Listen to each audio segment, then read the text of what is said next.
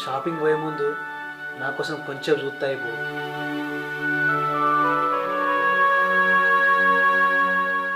నేను తీసుకొస్తానే ఆశతో పోయి నువ్వు షాపింగ్ చేసినావు, ఇప్పుడు వాళ్ళకి పైసలు ఎట్లా ఇస్తావే?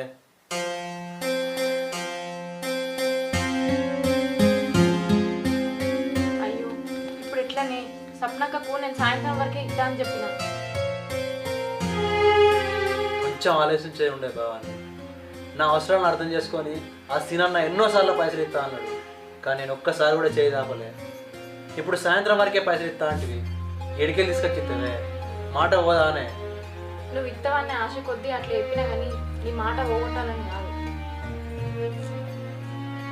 ఈ పచ్చళ్ళు కూడా ఆర్డర్లు ఏం వస్తలేవు, వచ్చినా చిన్న చిన్న ఇంట్లో ఖర్చులకే సరిపోతున్నాయి. అవ్వచ్చినా ఇద్దుంటే అంతేగాని ఇట్లా అవుతుంది అనుకోలే. నేను పొరపాటు చేసి